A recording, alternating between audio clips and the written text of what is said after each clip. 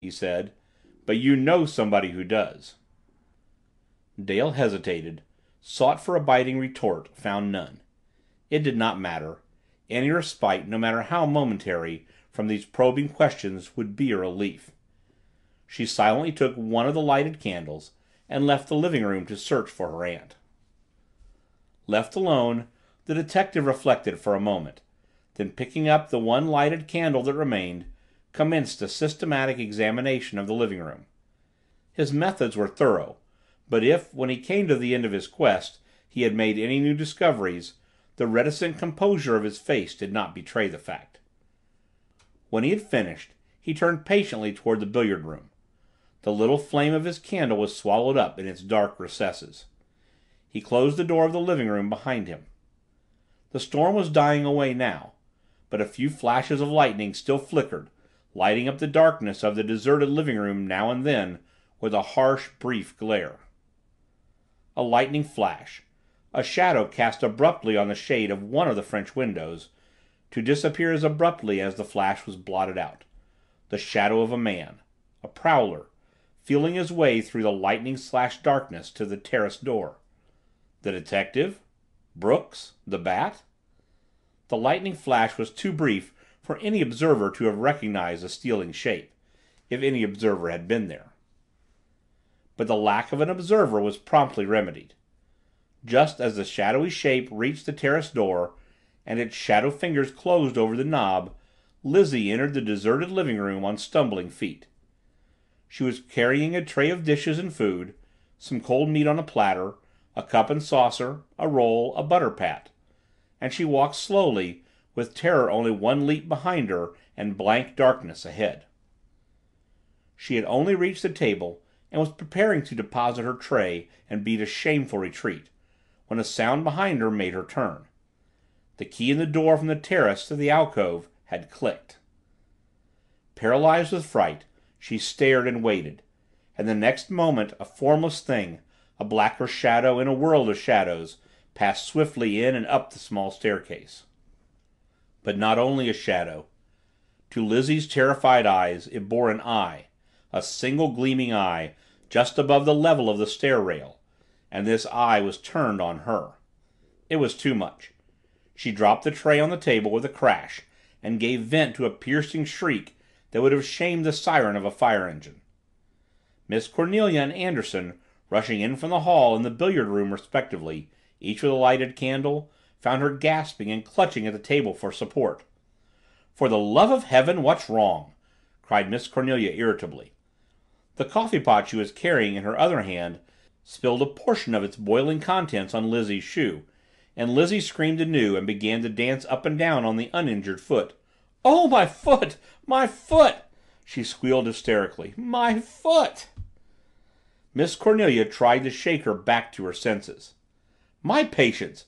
Did you yell like that because you stubbed your toe?" "You scalded it!" cried Lizzie wildly. "It went up the staircase." "Your toe went up the staircase?"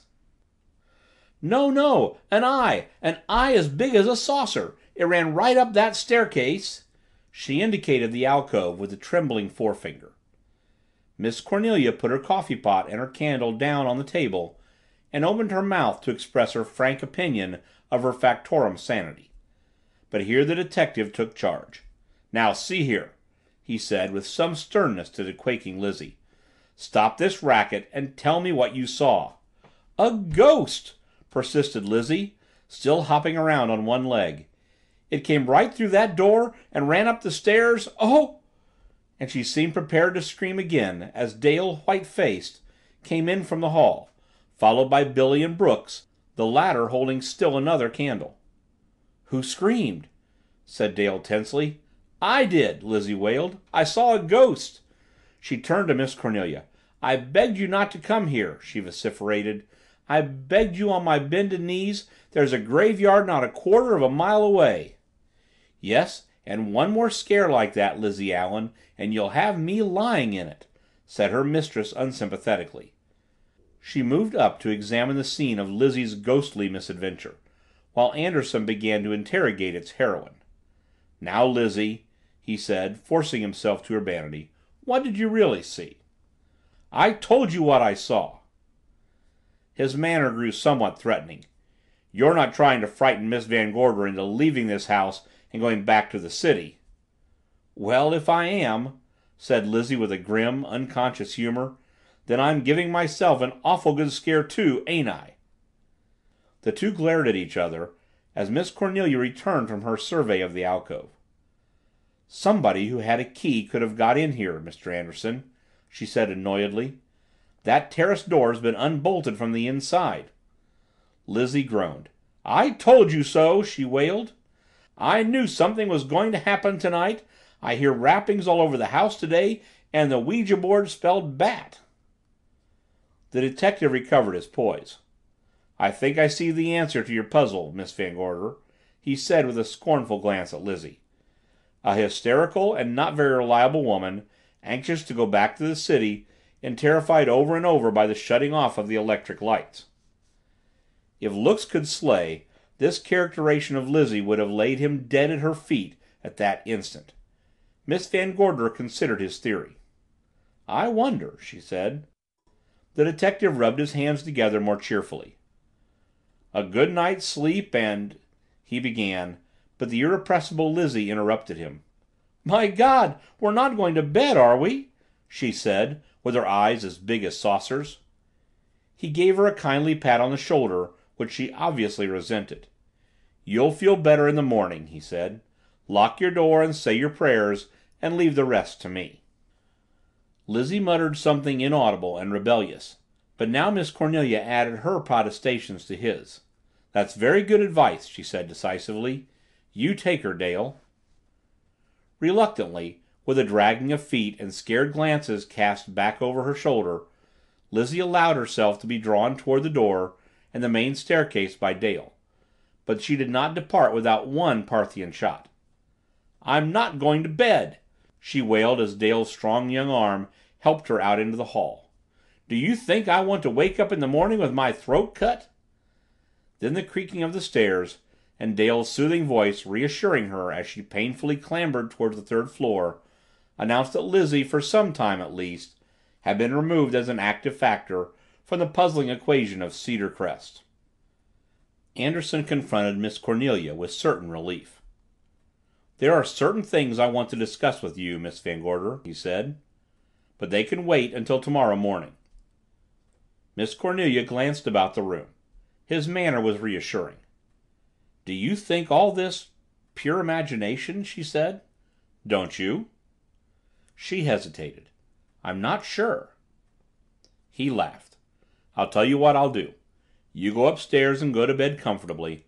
I'll make a careful search of the house before I settle down, and if I find anything at all suspicious, I'll promise to let you know." She agreed to that, and after sending the Jap out for more coffee, prepared to go upstairs.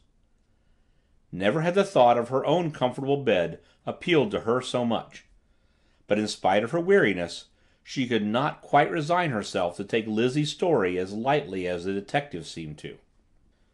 "If what Lizzie says is true," she said, taking her candle, "the upper floors of the house are even less safe than this one." "I imagine Lizzie's account just now is about as reliable as her previous one as to her age," Anderson assured her. "I'm certain you need not worry. Just go on up and get your beauty sleep. I'm sure you need it." On which ambiguous remark Miss Van Gorder took her leave, rather grimly smiling. It was after she had gone that Anderson's glance fell on Brooks, standing warily in the doorway. "What are you, the gardener?" But Brooks was prepared for him. "Ordinarily I drive a car," he said. "Just now I'm working on the place here." Anderson was observing him closely, with the eyes of a man ransacking his memory for a name, a picture. "I've seen you somewhere," he went on slowly, "and I'll place you before long." There was a little threat in his shrewd scrutiny. He took a step towards Brooks. "Not in the portrait gallery at headquarters, are you?" "Not yet." Brooks' voice was resentful. Then he remembered his pose, and his back grew supple, his whole attitude that of the respectful servant. "Well, we slip up now and then," said the detective slowly. Then, apparently, he gave up